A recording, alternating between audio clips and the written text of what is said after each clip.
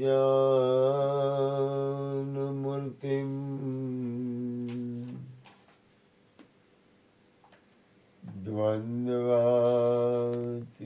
द्वन्द्वातीतम्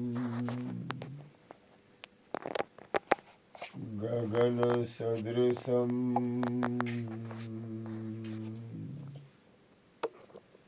तत्त्वमस्यादिलक्ष्यम्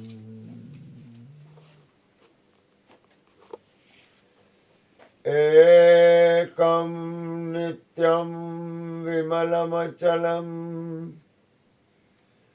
सर्वदि साक्षिभूतम्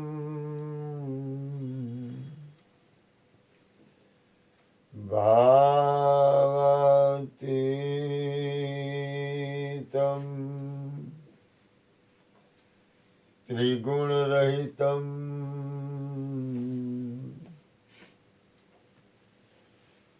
सद्गुरुतं नमामि।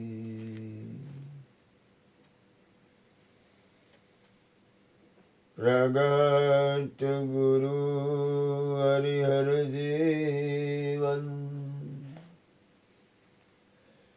घटो घट बोलनहार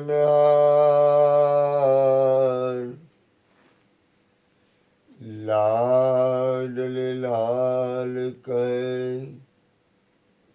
हूँ अने मारू तजे तो મળે એ નહીં તારણહાર।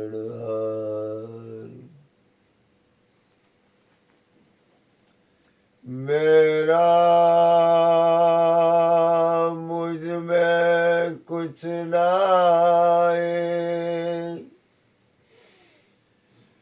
जो कछु है सो तेरा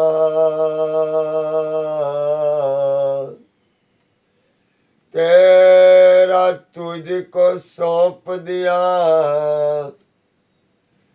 अब क्या लगे मेरा बोलिए सदगुरु महाराज की जय। સદગુરુની કૃપાથી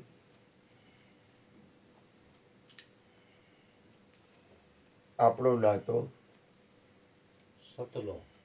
સતનો અને સત્સંગથી છે। બીનું સત્સંગ ન હરિકથા તે બીનું મોહન ભાગ મોહ ગયે બીનું રામ પદ હોય ન દ્રઢ અનુરાગ। આપણે કોઈ પણ વ્યક્તિ મળ્યા છે, આપણે કોઈને પણ મળતા હોય અથવા દાખલા તરીકે ગુરુ કૃપાથી મારે કોઈને પણ મળવાનું હોય, મારી વાત કરું, ગુરુ કૃપાથી મારી કથા રામ ગુવાય તો નાતો છે સત્સંગનો। આ કાનુડાને કાંઈ ઓળખતા નથી સામે બેઠો પણ એની મેળે મેળે પ્રેમથી આવે છે રોજ, પણ નાતો શેનો તો કે સત્સંગનો। આ ભૂપેનભાઈ છે તો ભૂપેનભાઈ તો મારે ભૂપેનભાઈ ઉપર મારો કોઈ અધિકાર ન હોય પણ છતાંય નાતો શેનો ભૂપેનભાઈ તો કે સત્સંગનો। ઘનો તો કે તો રાજપૂત પણ નાતો કેનો ઘનાય રે મારે નાતો ઘનાને જ્ઞાતિ નાતો નથી, હગાવાળાનો નાતો નથી, કોઈ લોહીનો બંધન નથી, પણ નાતો છે સત્સંગનો। કાલ પૂજા નાચતી હતી તો મારું ધ્યાન જતું હતું, ગુરુબા નાચતા હતા, મીરા નાચતી હતી, રોતી હતી, તો નાતો શેના આમું હું શેના આટું જોઉં છું, શેના કેમ આમું જોઉં છું તો કે નાતો છે પરમાત્માના નામ ભજન સત્સંગથી પ્રેમનો। અમારે ગોરધનભાઈ નાચવા ઊભા થઈ ગયા પણ નાતો શેનો મેં વાહ ઠેઠ ક્યાં હતા ત્યાંથી બોલાય બધા હાઈલાઈટ કાન આવતર આવતર તું અહીંયા આવતર મારા બા તો કે નાતો શેનો તો કે નાતો સત્સંગનો, પ્રભુના નામનો, ભજનનો। આપણે સતના નાતે ભેગા થયા છે। કૃષ્ણ એના બા ગમે એવું હોય, ગમે એ હોય અને ગમે એમ હોય, બપોરના 3 વાગ્યાનો ટાઈમ થાય એટલે અહીંયા માધુ બાપાનો રણછોડદાસજી બાપુના શિષ્ય એના સત્સંગમાં વયા જ જાય. ગમે એવા હગાવાલા આવે એટલે કહી દે મારો ના ટાઈમ છે સત્સંગનો, એ ટાઈમે તમે આવશો તો હું રોકાઈશ નહીં. અમારા ગોરધનભાઈ પણ ગમે એવો સત્સંગ હોય ને, ગમે હગાવાલા આવતા હોય ને તો બને ત્યાં સુધી ટાળે. સત્સંગ નહીં મૂકવું, આજનું નહીં, વર્ષો ત્યાં. ભૂપેનભાઈ પણ સત્સંગના ટાઈમે આવી જાય. અમુક મારે જેને કહેવાય ને કે કાંઈ ઘટે જ નહીં.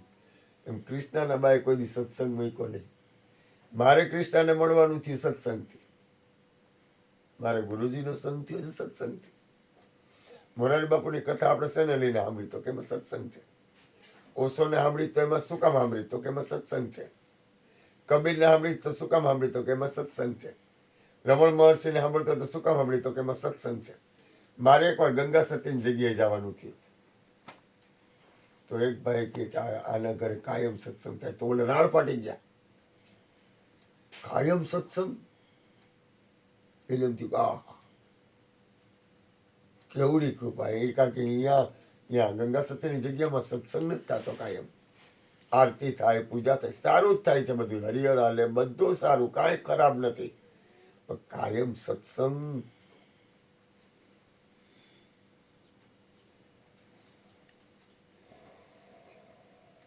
કાયમ સત્સંગ મહાપુરુષો સંતો અને ભક્તોની જગ્યામાં કાયમ સત્સંગ, નિત કીર્તન ઓત્સવ નિરખવા નંદ કુમાર.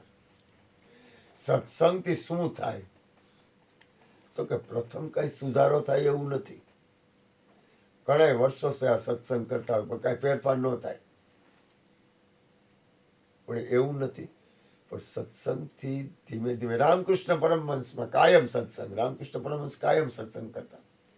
સમાધિમાં તો એની સ્થિતિ બની ગઈ,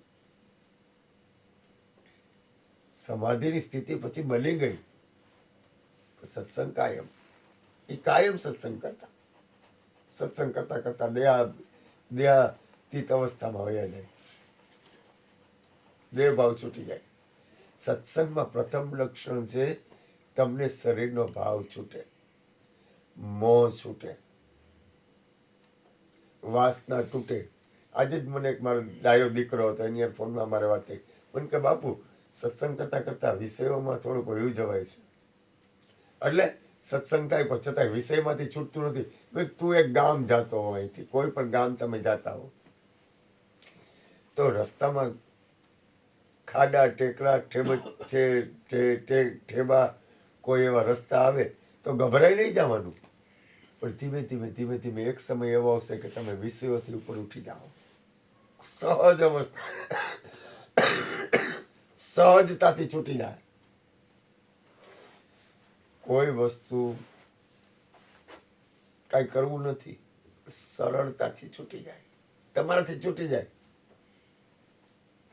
હું તમને કહું, આ અમારે અહીંયા આ આપણે સત્સંગ કરી ગુરુ કૃપાથી ઘણા સત્સંગ આપણે ઘણા બધા, તો એને હૃદયથી હૃદય પ્રદેશ ઉપર હાથ મૂકીને કહેવાનું કે ખરેખર તમારા જીવનમાં કંઈ ફેરફાર થાય છે, તમને શાંતિ થાય છે, તમને સુખ થાય છે, તે કબૂલ કરશે. જે સત્ય છે કબૂલ કરશે, થાય જ, ગેરંટી થાય. પણ એ જોવાની દ્રષ્ટિ પોતાના તરફ હોય ને તો જ થાય કે ખરેખર મને ફાયદો થયો છે. કારણ કે બાહ્ય ક્રિયા મહત્વની નથી, મનફાવે માનવાનું નથી કહેતો, પણ એની અંદરની સ્થિતિ હોય છે.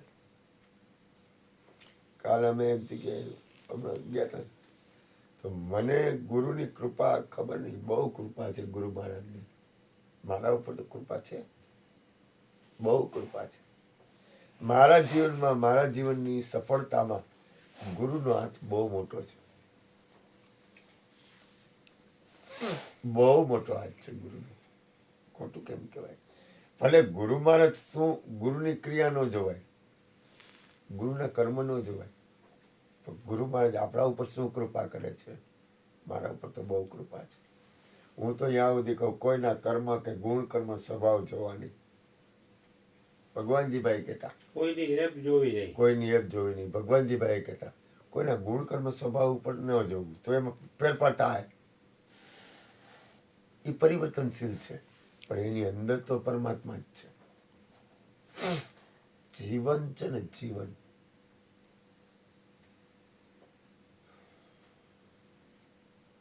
આજે મને એક પ્રેમી છોકરો મળ્યો હતો. મને એને વાત કરી, અમે બહાર બેઠા 2 મિનિટ. મેં કીધું હાલ આવ. મને સ્વભાવ કેવો, કોઈ પણ વ્યક્તિ જમવામાં આવે, પ્રસાદ લેવા આવે ને તો હું રાજીને રેડ થઈ જાઉં. હરિહર ભજન ને સત્સંગ આ મારું જીવન છે. ત્યાં હજી પ્રસાદ લઈને ઉભો ને ત્યાં આવ્યો એટલે બધા આવાલ. મેં કીધું પ્રેમજી કુચી હતો. હાલાલ મેં કીધું હાલ માર બે જા પ્રસાદ લેવા. જમી લે કીધું. એટલે એને પ્રસાદ લીધો. પછી એને આમ થોડીક ખબર મારા ઉપર ભાવ કરી. બહાર આવ્યા એટલે હું તડકામાં બેઠો. મેં મારી તબિયત બરોબર નથી, થોડુંક તડકામાં બેવું, દાખલ તો થવું પડે એમ છે 1-2 દીમાં દવાખાને, એટલે હાવ ચોખ્ખું થઈ જાય. થોડીક તબિયત મોરી છે, તો એમાં વિચાર કરતો હતો. મેં કીધું સારું તડકો લઉં ને તો થોડુંક મને શરીરમાં કફ ઓછો થાય. એટલે મેં કીધું સારું બેઠો તો તડકો ખાતો. ત્યાં આવ્યો હોય મારી પાસે બહાર. મને કે એને બહુ સરસ વાત કરી ઓશોની, મને ગઈ નહીં. એ કે મને બહુ મજા આવી. એ કે બુદ્ધ ભગવાન હતા ને એને અંગુલીમાલને સત્ય તરફ વાળી દીધો. એ ભિક્ષુક બની ગયો. બહુ મજા આવી વાત કરી એને. ભિક્ષુક બની ગયો એટલે એને બુદ્ધ ભગવાને કીધું કે તું જા બધી ભિક્ષામાં વૃત્તિ કરી અને પછી તું વિચરણ કર. એમાં વિચરણ કરતા કરતા કરતા કુદરતને કરું ને એક ગામમાં ગયો. એ ગામમાં ગયો ને, આ ઓશોએ કીધેલી વાત એને મને એ પ્રેમજી કુચીએ વાત કરી. મને બહુ ગમી, મજા આવી. અને એની હારે સંતોનો બધાનો સંગ થાય, આપણને સત્ય ઉપર ધ્યાન આવે. એટલે ગામમાં ગયો ને તો ગામના લોકોને ખોપડી કે આ તો અંગુલીમાલ છે. હવે અંગુલીમાલ એને સામું જોવે ને ત્યાં બધા એને બાથરૂમ છૂટી જતું. એટલો ભયાનક માણસ હતો. પણ એને ખબર પડી ગઈ આ તો સાધુ બની ગયો, ભિક્ષુક બની ગયો, હવે આ કાંઈ નહીં કરે. એટલે ગામના લોકો એને માર્યો. એવો માર્યો કે વાત જવા દો, કે મરી જાય ને એવો માર્યો.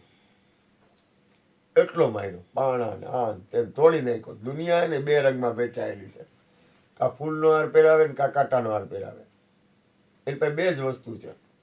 અને એને માર્યો ને એમાં બુદ્ધને ખબર પડી કે તમારા આ એક ભિક્ષુક છે એને આ રીતે હાલ કરી. એટલે બુદ્ધ ભગવાન એની પાસે ગયા. એટલે બુદ્ધ ભગવાને અંગુલીમાલને પૂછ્યું કેમ અંગુલીમાલ કેમ? તો કે તને કેમ લાગ્યું? એ કે તો કે તમે મને પૂછો છો કેમ લાગ્યું? એ કે તમને ખબર નથી, તમે તો મને સમજણ આપી છે. ત્યારે બુદ્ધને એને કીધું, બુદ્ધાએ એને વાત કરી કે તમે કીધું આ એક સપનું છે, તો સપનામાં તો ગમે ઈ બને.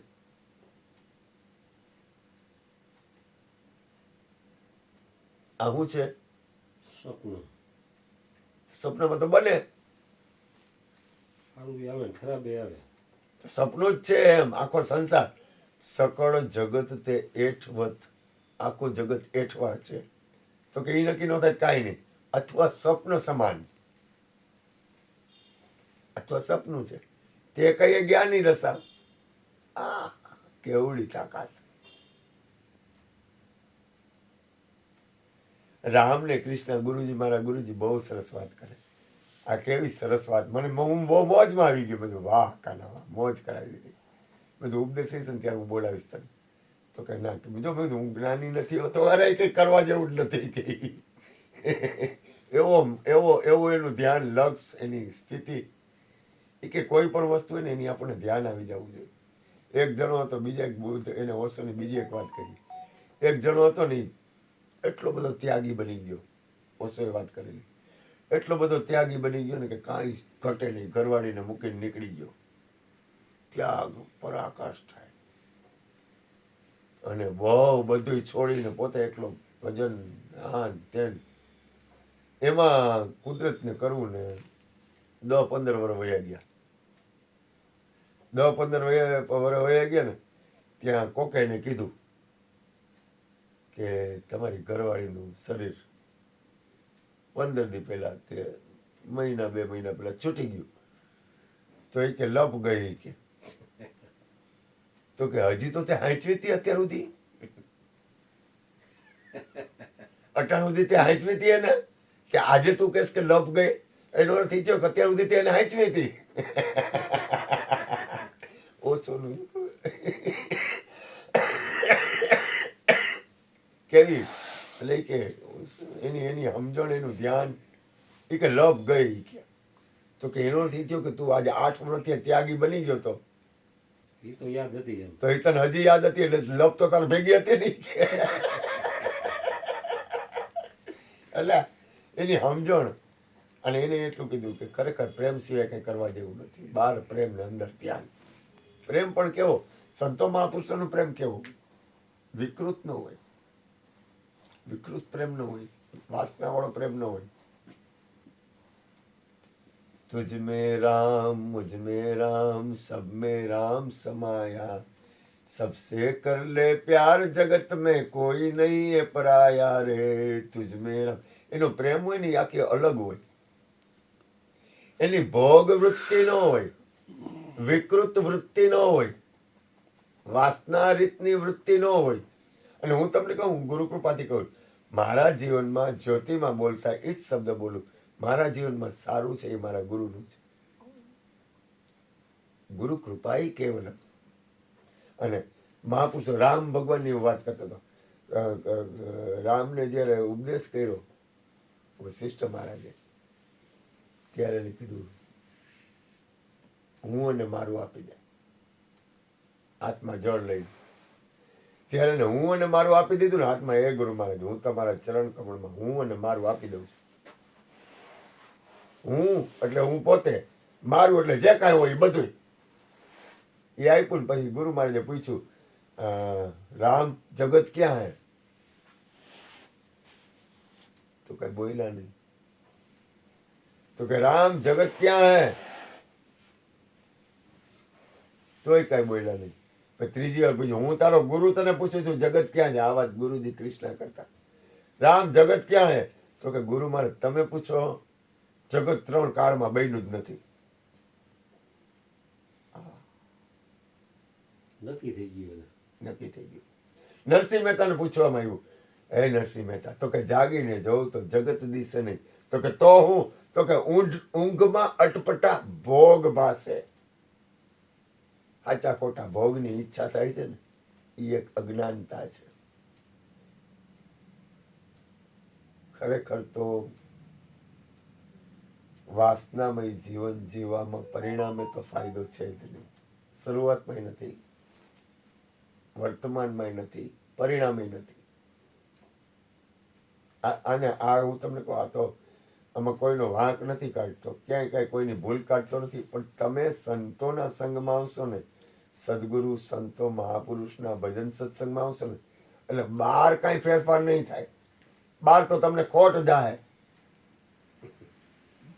કે હારું 2-5 હજાર વયા ગયા, પૈસાની ખોટ જાય, દૂધ લેવું પડે, હું તો આનંદ કરું, ચા પાણી લેવા પડે, ખાંડ લેવી પડે, જમવાનું કંઈક કરાવવું પડે. પણ અંદર તમને જે સુખ અને અંદરની જે તમારી સ્થિતિ બનશે ને, કાંઈ ઘટે નહીં. નરસિંહ મહેતાએ ક્યારે કહી દીધું, જાગીને જોઉં તો જગત દિશે નહીં, ઊંઘમાં અટપટા ભોગ બસ. એટલે પરમાત્માનો સંગ થાય. મીરાબાઈ શું કીધું? મીરાએ શું કીધું? ગોરધનભાઈ, મીરાએ શું કીધું? ભાઈ ઘેરે મળ્યો અમને સાધુ પુરુષનો સંગ. નહીં. ભૂપેનભાઈ, મીરાએ શું કીધું? આત્માનો એકાવીના. મીરાએ શું કીધું? ભવસાગર સબ સુખ ગયો, જો આવી ગયું. ઠીકરદારી હોય ધર્મ નથી. મીરાએ શું કીધું ખબર છે? એ કે ભવસાગર સબ સોકી ગયો હે.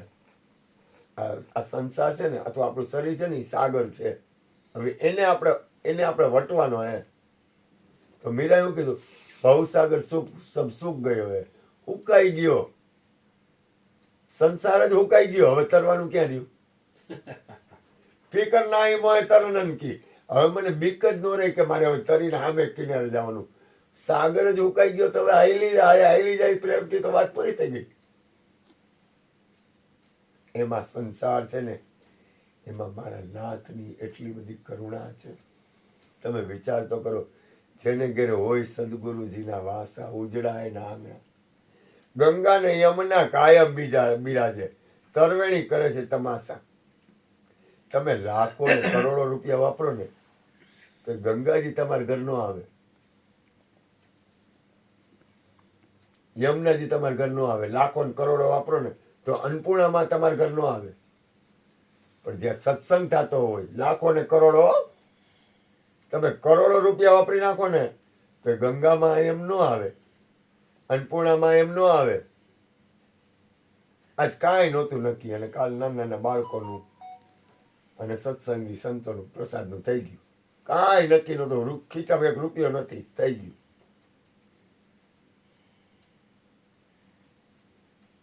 વિચાર કરો, કોણ કરે છે? હું કરું છું? કોઈ દી થાય જ નહીં હુંથી.